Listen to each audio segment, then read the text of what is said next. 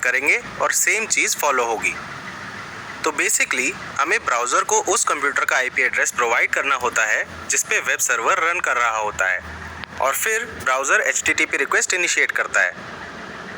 तो हमारा browser web server यानी अपाचे को HTTP रिक्वेस्ट कैसे भेजेगा जो हमारे कंप्यूटर पर रन कर रहा है?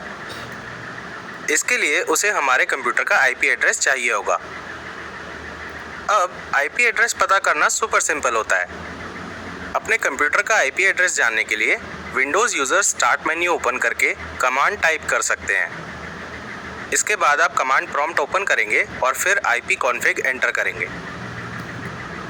आपको अपने कंप्यूटर का आईपी एड्रेस यहाँ दिखेगा और लिनक्स यूज़र्स Ctrl+Alt+T को साथ में प्रेस करके अपना टर्मिनल ओपन कर सकते हैं।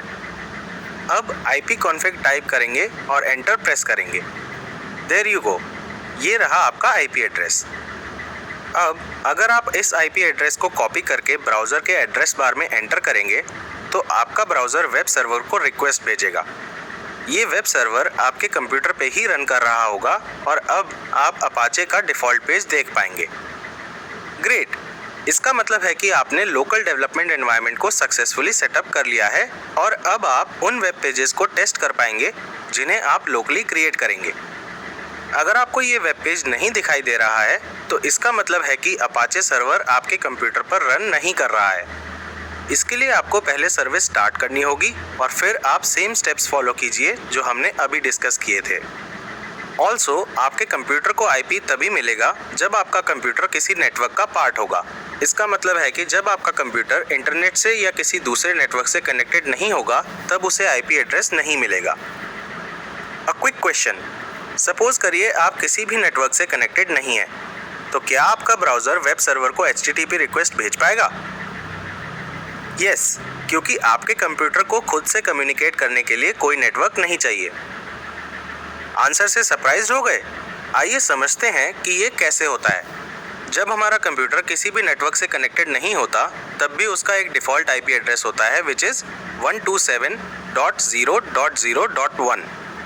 इसका मतलब है कि ये आईपी एड्रेस किसी भी नेटवर्क के लिए स्पेसिफिक नहीं होता है और ये आपके कंप्यूटर को रेफ़र करता है। मेरा कंप्यूटर, आपका कंप्यूटर, आपके फ्रेंड का कंप्यूटर या दुनिया का कोई भी कंप्यूटर हो, जब वो किसी भी नेटवर्क से कनेक्टेड नहीं होगा तो उसका डिफ़ॉल्ट आईपी एड्रेस यही होगा। तो 127.0.0.1 को यूज़ करके हमारा ब्राउज़र कभी भी हमारे वेब सर्वर को HTTP रिक्वेस्ट भेज सकता है। आप नोट करिए कि इस वीडियो में हमने पहले कहा था कि जब एक कंप्यूटर किसी भी नेटवर्क से कनेक्टेड नहीं होता है तो उसके पास आईपी एड्रेस नहीं होता है। ये स्टेटमेंट पूरी तरह से सच नहीं है।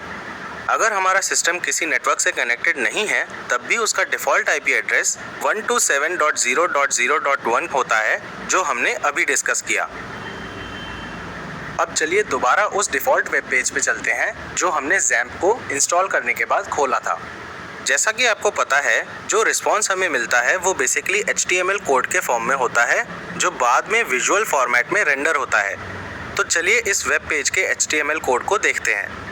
HTML कोड को देखने के लिए वेब पेज पे कहीं पर भी राइट क्लिक करिए और फिर व्यू पेज सोर्स सिलेक्ट करिए। ये HTML कोड को एक नए टैब में खोल देगा। हमने ये भी सीखा कि जो वेब पेज रेंडर हो रहा है वो लोकली होस्टेड होता है, जिसका मतलब है कि उसका सोर्स कोड हमारे कंप्यूटर में लोकली प्रेजेंट होना चाहिए। चलिए इसे देखते हैं।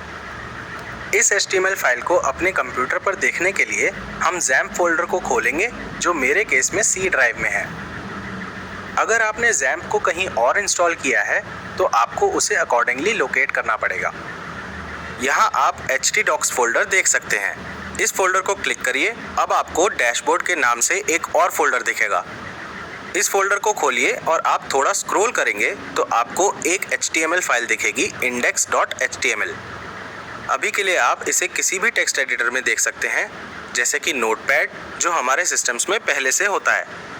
अब अगर आप दोनों फाइल्स के HTML कोड को कंपेयर करेंगे तो आप देखेंगे कि ये दोनों सेम हैं। इसका मतलब है कि वेब पेज बस एक HTML फाइल होती है जिसे ब्राउज़र रेंडर करके यूज़र फ्रेंडली मैनर में प्रेजेंट करता है। याद रखिए कि जब भी आपका वेब सर्वर कोई भी HTTP रिक्वेस्ट रिसीव करेगा तो वो उस रिक्वेस्टेड वेब पेज के लिए हमेशा इस लोकेशन में सर्च करेगा, विच इज c:/xampp/htdocs। और अगर कोई वेब पेज मेंशन नहीं होगा तो बाय डिफॉल्ट वो index.html फाइल को डैशबोर्ड फोल्डर से फेच कर लेगा। ऑल्सो कभी कभी आपको एरर कोड 404 मैसेज दिखेगा। इसका मतलब है कि आपका ब्राउज़र जो वेब पेज रिक्वेस्ट कर रहा है वो फोल्डर में एग्जिस्ट नहीं करता है। मान लीजिए हम अपने ब्राउज़र के एड्रेस बार में 127.0.0.1/abc.html एंटर करते हैं तो क्या आप रिस्पॉन्स गेस कर सकते हैं? ब्राउज़र हमें एरर कोड 404 दिखाएगा क्योंकि abc.html इस फोल्डर में एग्जिस्ट नहीं करता है। अब इससे पहले कि हम ये वीडियो ख़त्म करें, ये कुछ क्वेश्चंस हैं जो आपके दिमाग में XAMPP इंस्टॉल करते वक्त आ सकते हैं। पहला क्वेश्चन है कि हम इस लोकेशन c:/xampp/htdocs के लिए इतने स्पेसिफिक क्यों हैं? ये इसलिए है क्योंकि web server locally created web pages को इसी लोकेशन में ढूंढेगा। अगर आप लोकली क्रिएटेड वेब पेजेस को कहीं और सेव करेंगे या फोल्डर की लोकेशन चेंज करेंगे तो वेब सर्वर उन पेजेस को फेच नहीं कर पाएगा। अगला क्वेश्चन हो सकता है कि हम XAMPP को C ड्राइव में ही क्यों इंस्टॉल करना चाहते हैं? जैसा कि मैंने मेंशन किया था, आप उसे किसी भी ड्राइव में इंस्टॉल कर सकते हैं, पर फ्यूचर में जब वेब पेजेस बनाएंगे और उन्हें लिंक करेंगे तो हर बार आपको पाथ अकॉर्डिंगली चेंज करना होगा। तो चीज़ों को सिंपल रखने के लिए हमने इंस्टॉलेशन ड्राइव को एज C ड्राइव रखा है। Well, that is all in the video.